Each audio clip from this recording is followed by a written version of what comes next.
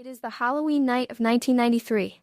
The pumpkin carving game seems to have turned deadly. A distressed reporter is recording himself saying that it killed them all, indicating a pumpkin. He grabs the knife on the ground and proceeds to stab the Halloween decoration, thinking it is that pumpkin, but turns out it is not. Just then, the root from that pumpkin kills the reporter. We see someone in a room is peeking through the crack. We are then cut back to the morning of the same day. This movie takes place in a historic village called Cedar Creek. A reporter who earlier got killed is explaining the beauty of the village. He further adds that he is here to record the harrowing recovery the village faced. A year ago, this village was infested with deadly chemicals because a train carrying chemicals from the Cryonics company got derailed, causing an epidemic in this particular village. The reporter asks the general manager, Bill, and the head of grounds of the village to report on the matter. But they both refuse to talk about it, and instead ask the reporter to focus on the Pumpkin Feast festival the village is throwing to welcome people again. But the reporter, being a reporter, persists with both of them to talk. Bill just leaves and asks Kevin to come as well. In the stage, a group of teenagers is performing some historical musical drama written by Kira. After the show, Kira finds her little brother, Trevor, and then Cody joins them after the show, who is Kira's boyfriend. She excitedly tells him that there is a press, and that this might be a chance for their group to get discovered and go to New York. Meanwhile, on the other part of the village, Clint, who sells corn dogs, is currently getting scolded by his dad for not taking care of the wagon properly. Frustrated, Clint goes outside where they grow pumpkins. He notices an abnormally large but kind of rotten pumpkin with 2 sunken eyes. He decides that this pumpkin would be great for the pumpkin carving festival taking place in the evening and begins sawing the roots. Clint's father repaired the wagon, so with a pumpkin in tow, he goes to the Cedar Creek village. Here, the musical theater group is being interviewed by the same rude reporter who, instead of focusing on their performance, asks Kira how she felt when she lost both of her parents in the derailment. She's heartbroken. Bill pipes in and says that Cody is cast in a big musical, and asks the reporter to focus on that. This is news to Kira, who asks whether it is true. He reluctantly says that he was going to tell her when the time is right.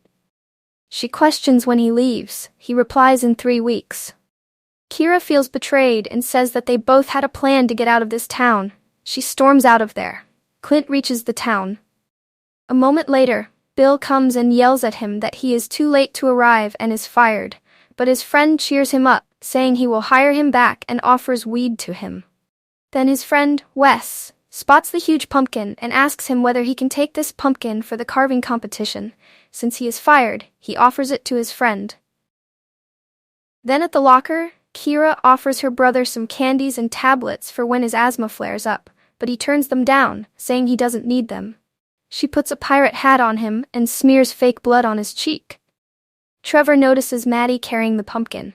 Noticing this, Kira offers her pumpkin since his brother has a harmless crush on Maddie and asks him instead to join the competition on behalf of her. He smiles and joyfully accepts the pumpkin. It is Halloween night, where the pumpkin carving competition is about to begin. Ben asks Kevin to win this competition. Although the two of them are in a relationship, they haven't shared it with anyone. Shane is hosting this game. The game is in full swing. Everyone cuts and carves their pumpkins. The killer pumpkin is watching all of them. When Wes tries to stab the pumpkin, its roots wrap around Wes's hands and snap them. The pumpkin kills people in its vicinity. Everyone panics and tries to take cover in a room. Bill tries to contact Kevin, but his walkie-talkie lies on the grass. Bill assumes that he is dead. Shane starts to freak out. Kira loudly yells at him to shut up. The pumpkin heard her. She quickly tells him to stop speaking loudly since it can hear them. Maddie comes to the conclusion that it must be a mutation from the Cryonics spill. She recounts how her parents moved here to clean up the chemical spill and she saw the toxic waste with her own eyes. Shane sarcastically applauds Maddie's parents for saving the day. Then he turns to Bill and blames him for organizing this entire contest and festival. But Kira comes to Bill's defense, saying no one could have predicted this. But Shane says Bill has terrible ideas, like giving the play's direction to Kira. Cody comes to Kira's defense. The old gentleman asks everyone to calm down and not fight. While he is talking, the root from the pumpkin killed him right then and there. Everyone freaks out. Barbara runs and shuts the door.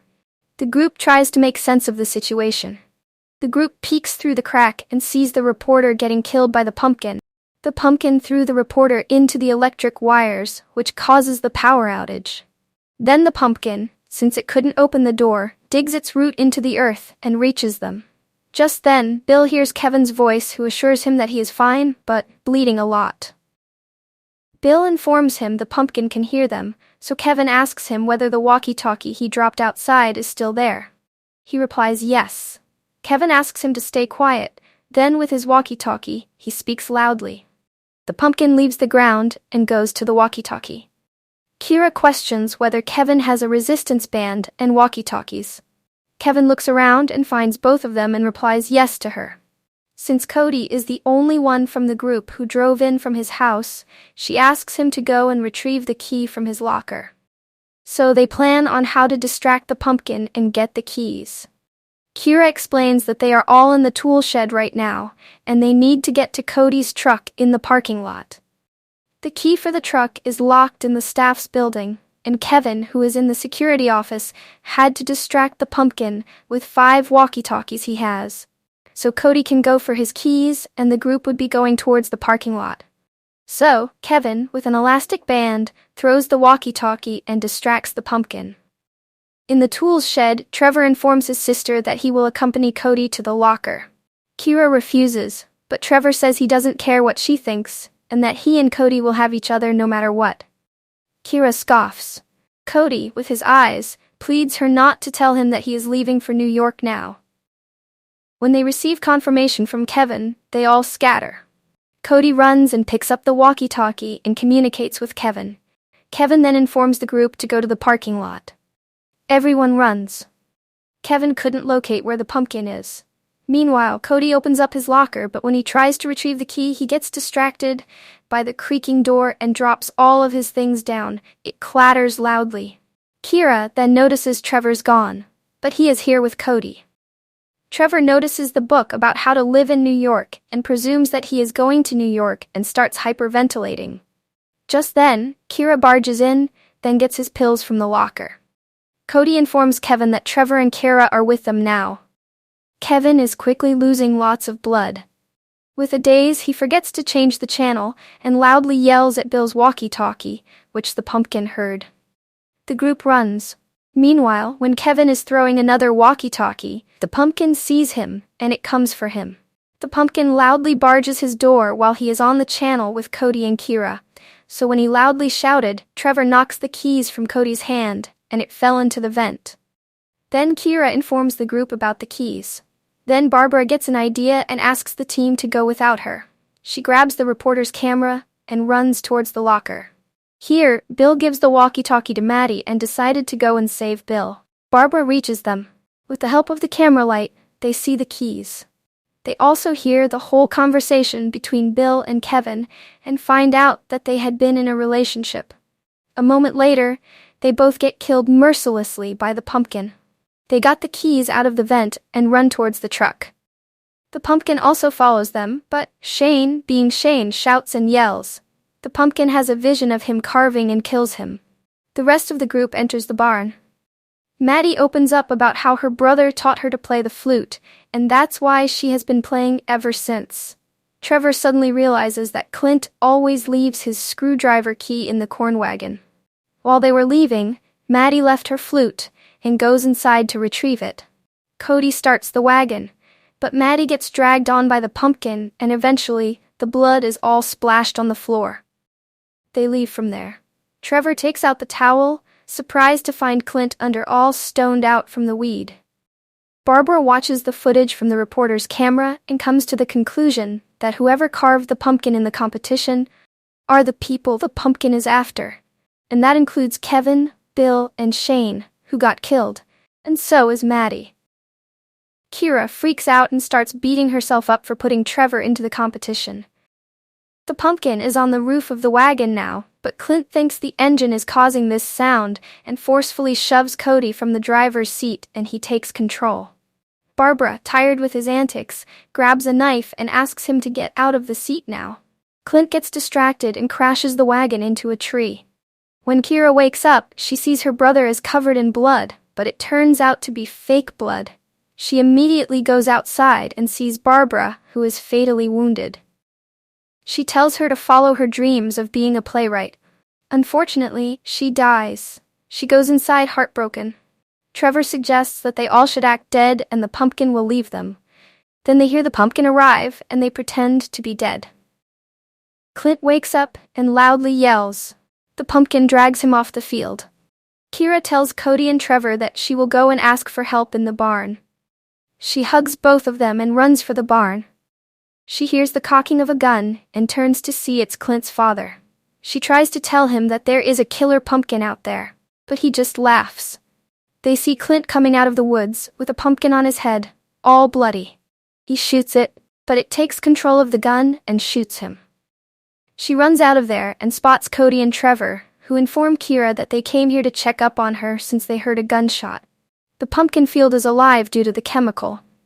The killer pumpkin has its roots in Trevor's throat. Kira grabs the pumpkin's offspring and threatens to stab it if it didn't release Trevor. It immediately let go. Then they run with the small pumpkin into the barn.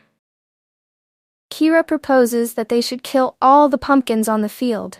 They lure the killer pumpkin with its offspring and kill it with a crusher tractor. Trevor wanders into the field, gets wrapped up by the pumpkin's offspring, but Maddie comes to the rescue. She informs them she used a herbicide to fend off the pumpkin. Then they lined the tractor and killed all of its offspring.